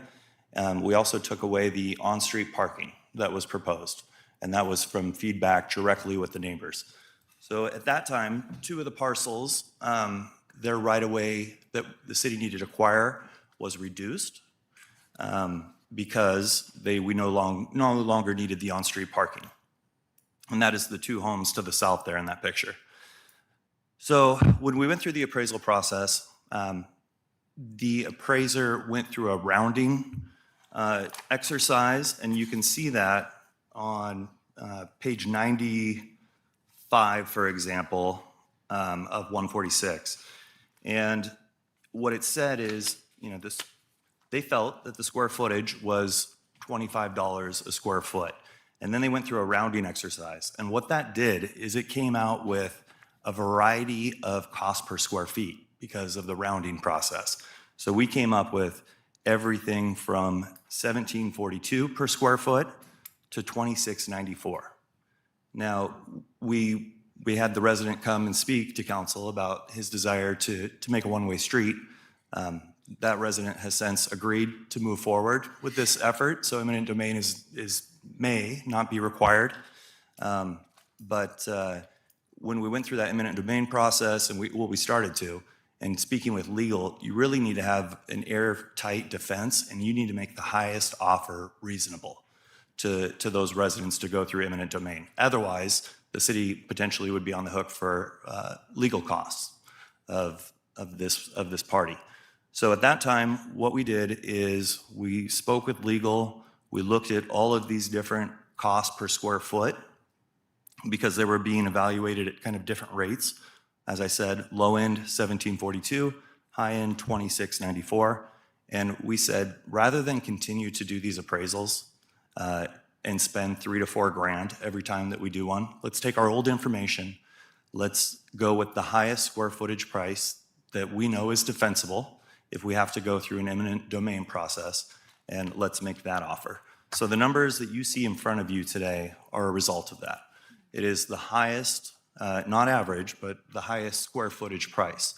And rather than spend the city's resources on additional appraisals that may not get us what we need, it's not going to make the resident more happy to find out that someone else thinks that their dollar per square foot should be less. And it's just going to keep this project kind of lingering. So that is where we are today. Now we've got these 5 parcels to the north. And as I said, that's going to connect the sidewalk from Alder Street down to 23rd, which will go all the way to Milton Way. And then our next area is down just north of Salvation Baptist. Now, the only thing connected about these 2 areas is they're both on 23rd, and they're both part of this overall corridor strategy of building out sidewalk on one kind of thoroughfare and corridor, and kind of creating a skeletal structure of our sidewalks. Because we're a city built on a hill, so we likely don't need sidewalks on every hill going up and down. What we need to do is make an intelligent design and create a corridor of sidewalks that allows people to get from north to south, east to west. So this 23rd is part of that build. As I said, we acquired the parcel to the south about 4 months ago, and the Ms. McNally, who came and spoke, thank you. What we did is we took that highest dollar square footage price and applied it to her resident, and that square footage price is at $26.94. In negotiation with the neighbor to the south, the price there for the city was $14.70 a square foot, 10,000, and that was a price proposed by the resident. And so, I feel like we could go back and do more appraisals, but as stated, they're 3,000 to 4,000. If we get a property owner that just says absolutely not, I feel like we're in a position on those northern properties to go through the eminent domain process. Down here, we would need to stop, do a full appraisal that, takes into account views. But with that said, the property to the south was significantly less. And from what I've seen, the appraisal dollar per square foot would come less than what we're currently offering. And that was by design, in case we had to acquire these parcels through eminent domain. What Ms. McNally said about 10 feet, that is accurate. So her front porch, what we've got here, and I've got some more slides. Yeah, get rid of that.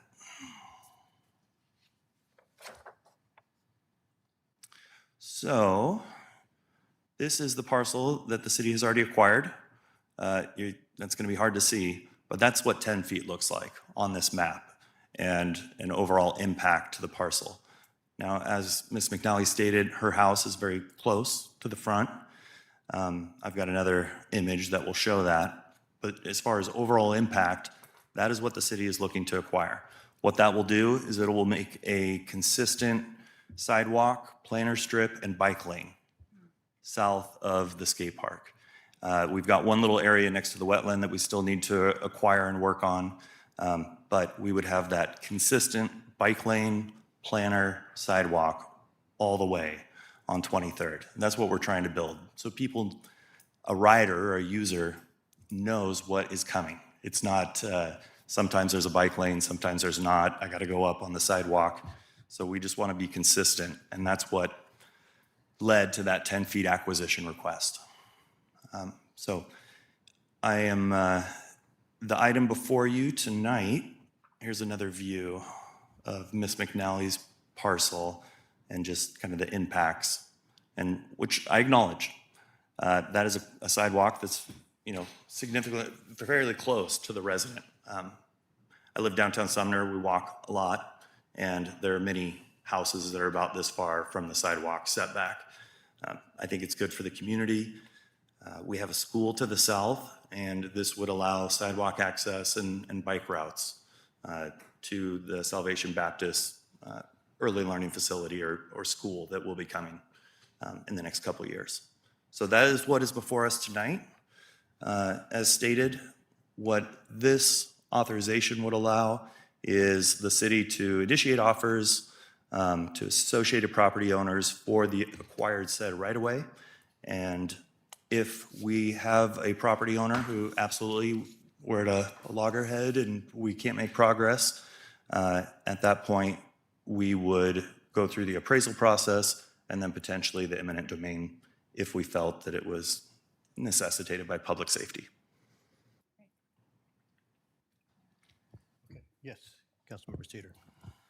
I move to authorize initial offering of acquiring right-of-way along Pierce County for the 7 parcel numbers listed on page 91 of our packet along 23rd Avenue. Point of order or Yes. question? Yes, Second, in Okay. case somebody didn't second. yeah. It's been moved by Councilmember Cedar and second by Councilmember Hall. We'll come to you as soon as they speak.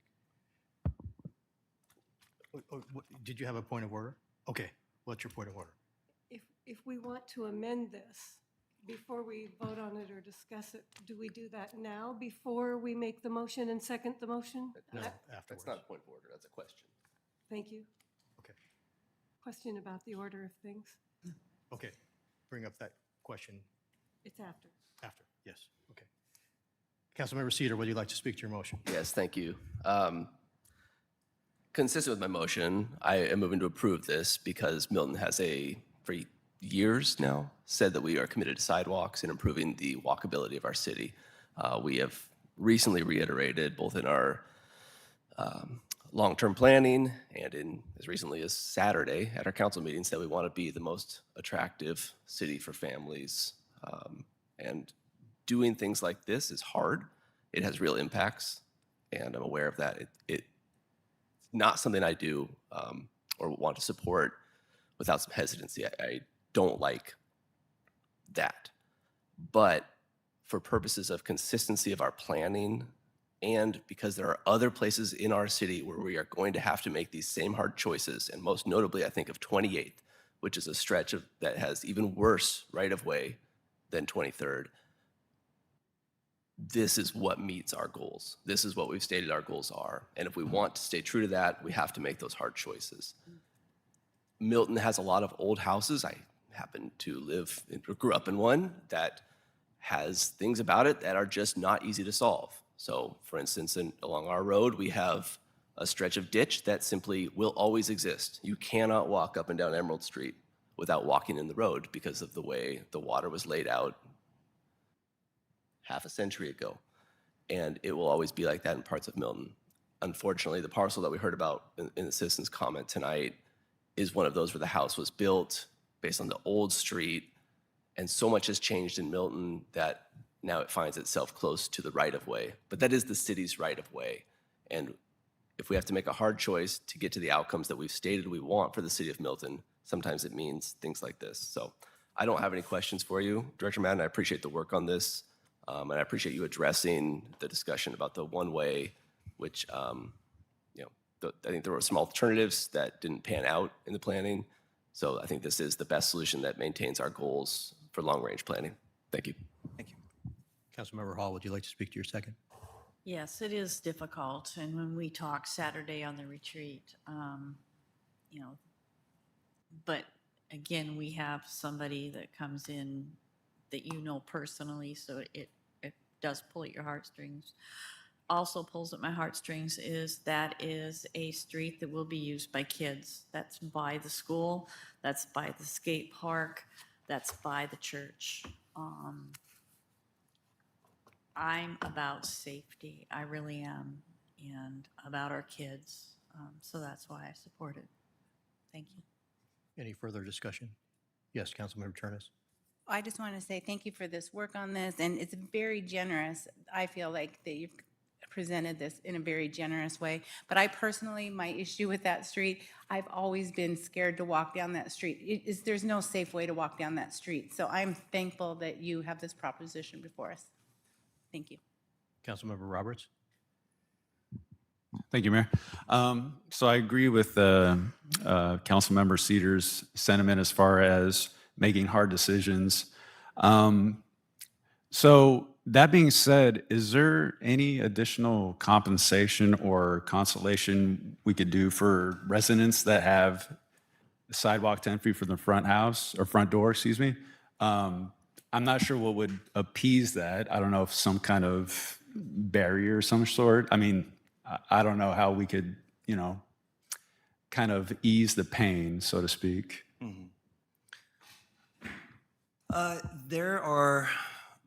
We're happy to work with the homeowners. We worked with all the homeowners on the north side.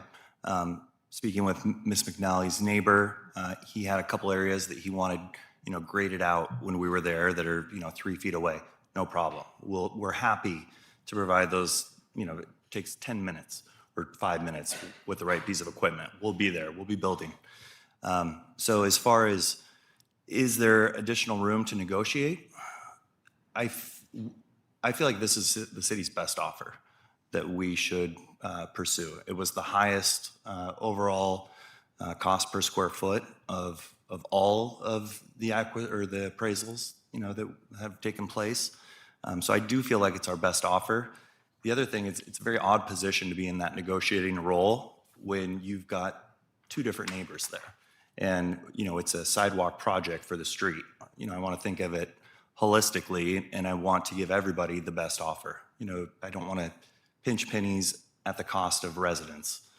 And so I do feel like it's our best offer, but if the answer is no, they think they can do better, at that point we would stop on those lower parcels and do the appraisal And if it came back less, our offer would be less. We would just be out the $3,000 to $4,000 for that appraisal process. Councilmember Mounds.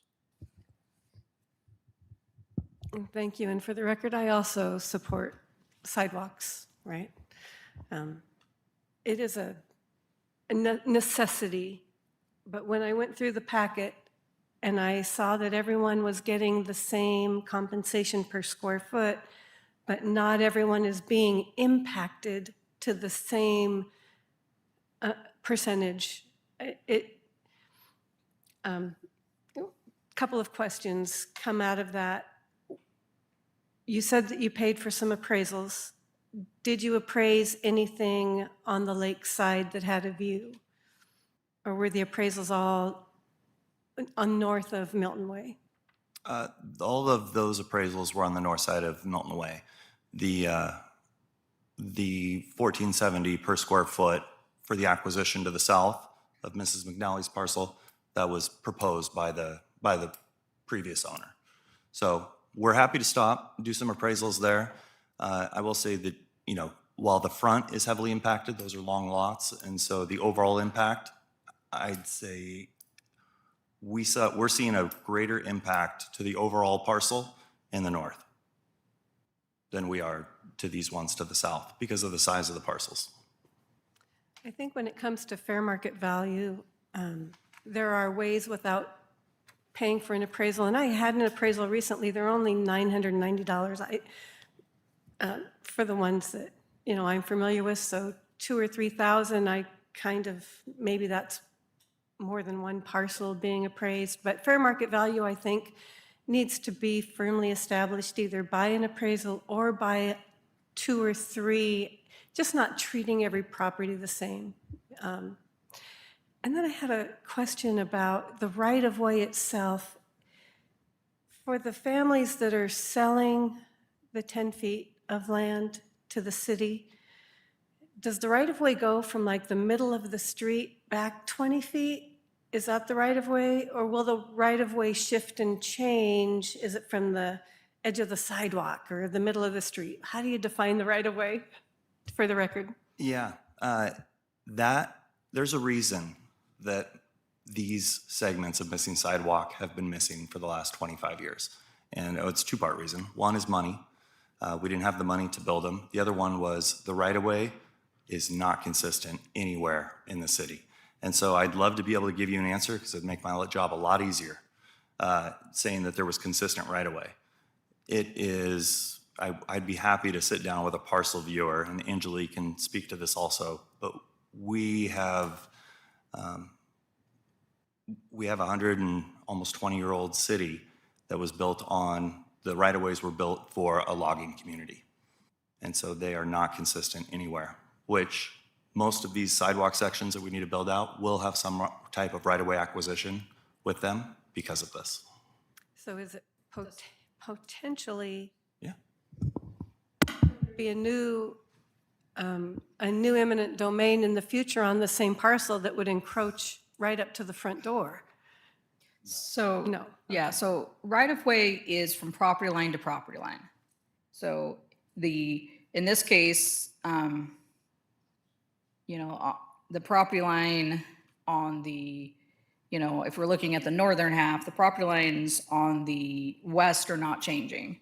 We're just adding 10 feet on the east. So if you go to like the county, they have a GS mapping, you're gonna see those property lines.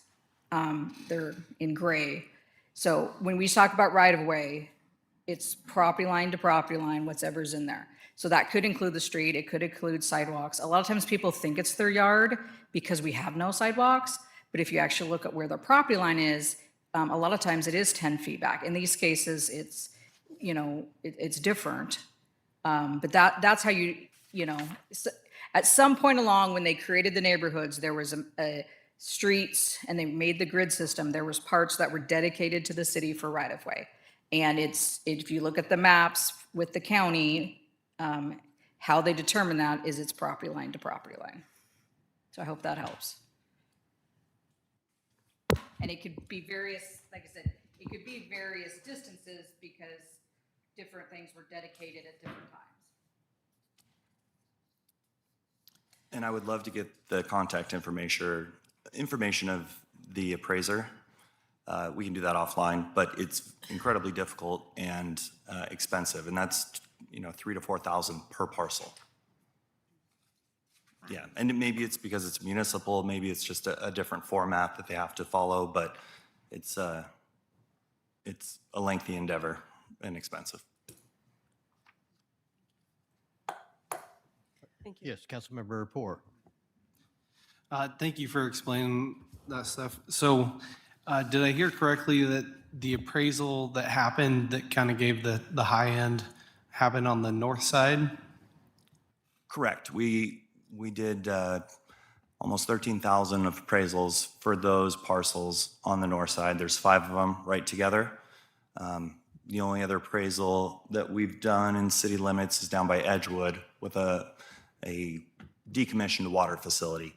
And so this is not something that we do on a regular basis. We had some right-of-way acquisition included with Porter Way. That all went through an engineering firm and cost hundreds of thousands of dollars for them to negotiate on the city's behalf.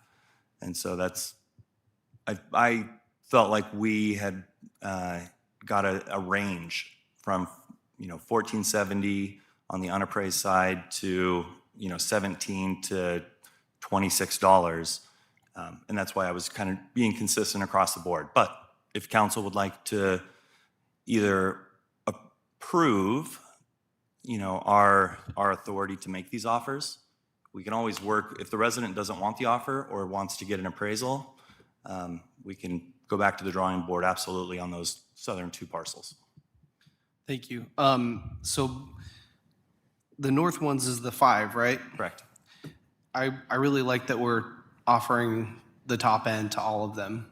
I think as a homeowner, I would appreciate that. I also have a little bit of experience in real estate. And so I know that home to home, land to land could be wildly different values, right? Looking at your picture, it looked like the south ones are close to some water, and there might be a view from that land to that water, right? So if that land has a water view, that could affect the value of it. It can also a little bit more unduly affect the homeowners because people who are looking at the water as they walk by might be standing there longer, which might make them feel some kind of way of, do I need to feel like this person is gonna, you know, stay here for a long time? Are they here for the view? Are they here for my house or what? So since we took the appraisal from the north side, I feel that that's appropriate for the north side homes, but I feel like it could be beneficial to separate these 2. Talking about doing an amendment to this, could we approve the prices for the north ones and then allow you to kind of look into maybe appraising or whatever negotiations might need to happen separately for the south ones, if there is that?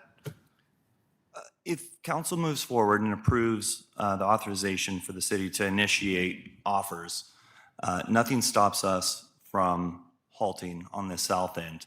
I will say that 10 feet in front of their home, you know, this is somewhat of a best case scenario because there's no vertical elements that are going to end up blocking their view. There's no on-street parking where people can block it. It's also not buildable. So it's not like you have an empty parcel that the view is taken into account for. The overall property value may be more, and we will stop on these 2 parcels. We'll go back to the appraisal.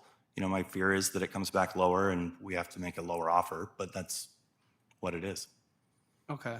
So I think what I'm hearing is that if they do appraise it at a lower value, then you'd have to go based off of that? You should, yeah. Okay. Maybe if somebody has something to say in the public comment phase of that, they could speak to whether that's something they would, you know, whether they would not like that or, you know, think that that could be advantage to go with what is already presented. I don't think we would have to go with the new appraisal, but if it was lower, maybe we would make the same offer of the 2694, the city would just be out that appraisal money. But we would have peace of mind knowing that it was accurately appraised and we gave fair market value, which I think is a good stance for the city. Okay. Thank you. And did I hear you correctly that this just authorizes the city to make those offers? Correct. Doesn't require them to be accepted? Correct. Okay. Thank you. All right, any further discussion? All right, it's been moved by Councilmember Cedar and seconded by Councilmember. Point of order. Oh, I'm sorry, again, thank you. This is an action item. Is there anyone from the audience that would like to speak on this issue? Yes, please come up. I too approve of sidewalks. In fact, I told Dustin at the time he came out, we definitely need those sidewalks. It just doesn't seem fair to me, excuse me, that I'm losing 2/3 of my yard and somebody else is losing 10 feet of their 1 acre frontage for the same price. And it just doesn't seem fair. I mean, Pierre and I both have homes close to the road. They've been old homes for many years, and we know things aren't fair, but it doesn't seem fair to us to accept a $17,000 value for our homes when others are getting a much larger value for their 10 feet of theirs because they have more property. It's just, it's almost like apples and oranges. I have no problem with sidewalks. I really encourage them. But just to see the value you're putting on my property, his property, versus what you're going to be paying other people for their property with much larger properties, it's not a good concession. It's just not fair. And I won't accept the offer, but that's something that you all have to deal with, I guess. Thank you. Thank you. Is there anyone else in the audience who'd like to speak? Yeah, I'm Jeanette Brashears. I'm Joanne's daughter. I live in Edgewood. But I will say that I just wanted to point out when you're looking at references of how much from an accepted offer, that was just the house south of my mom's. You just also do need to realize that that is a non-inhabited home and it's owned by someone who's flipping the home. So they're just looking for some, well, in my opinion, some quick cash to help bridge the gap. So just know that that accepted offer was someone who is not a community member and will not be a community member. So just wanted to point that out. Anyone else would like to speak to this item?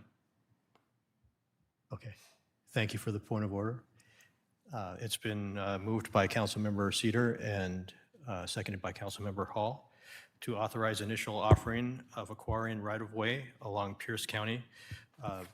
The 7 parcels noted in the packet on 23rd Avenue. All in favor? Aye. Aye. All opposed? Opposed. Okay. Item passes 6-1. All right, we are almost at 9 o'clock, which is when we're supposed to be ending our meeting. Anjali, how much time do you need to present your item?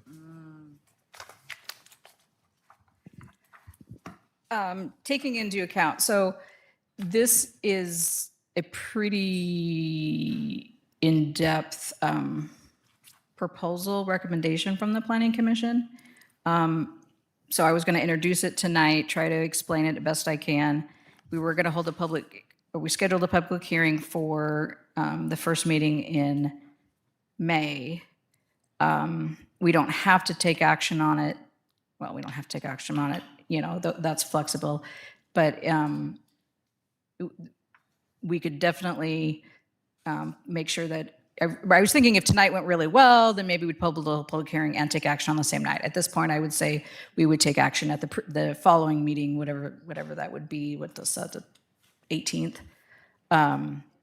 So we could not introduce it at all tonight, or I could try to do sort of a brief introduction with the idea that we would get more in depth on May 4th.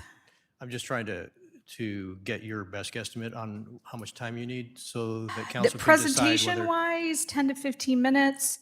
I suspect there'll be lots of questions, but I could at least present it and then we could. Okay. Would somebody like to make a motion to extend the meeting? I would say probably 30 minutes to be safe. I actually have a different motion, Okay, Mayor, go ahead. which I'll make right now.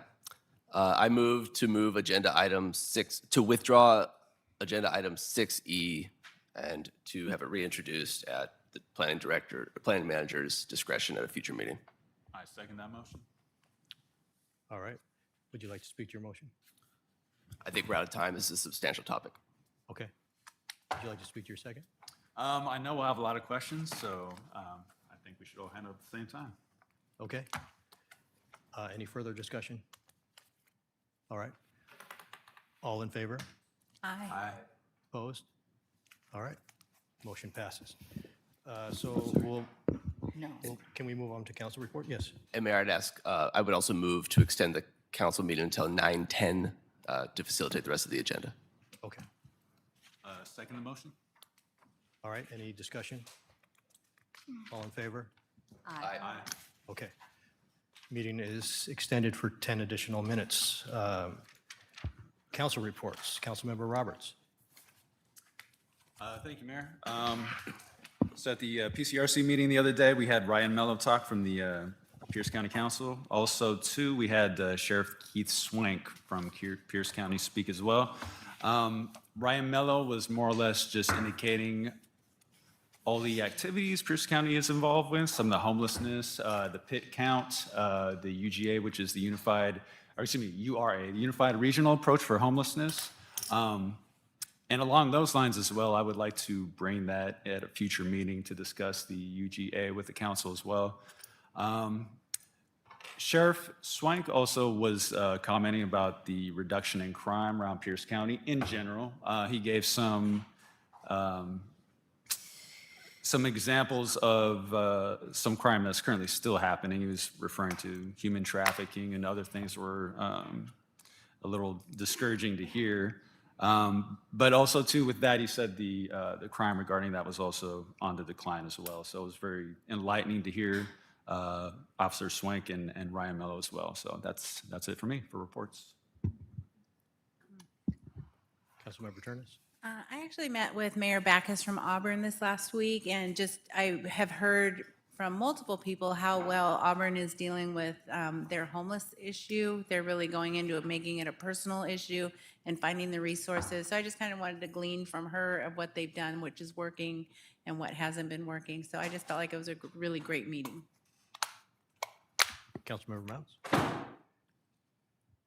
I just want to say thank you for the retreat. It was really good. Thank you. Councilmember Cedar. Just a quick note that per last meeting's discussion, I drafted a letter for Sound Transit's executive board that will be circulated. It'll come from the mayor, I believe, for council to review. So please review that timely when you see that in your email so we can get that sent out per our discussion and positions. Councilmember Poor. Nothing to report. Councilmember Hall. Mine could wait till the next one. Okay. Councilmember Whalen. Just a couple comments. The house that was on 15th has been torn down, the old fires. You know the building. It looks nice. It's going to change a lot. So, and also appreciate the signage at the park stating its true name, which is the Milton Community Park. You'll see it in the parking lot down on Oak. You'll see it up on 15th and so forth. Keep continuity of the real name. Keep that in people's minds. Appreciate that. I don't know who came up with that decision, but whoever it is, I give you a lot of credit. And that's all. Thank you. Director reports. Planning Manager Stelnecker. Just real quick, the new employee, the permit tech position will start May 4th. I'm very excited for that. I will be on vacation next week, so thanks to all those who get to cover for us.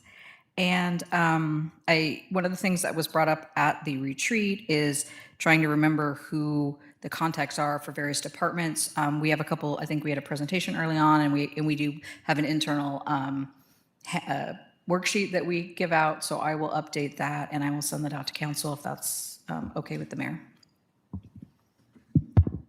No comments? Okay, Chief? Good news is the goose is still safe. So we're excited about that, and we hope that it will continue to be safe. And if you see something, say something.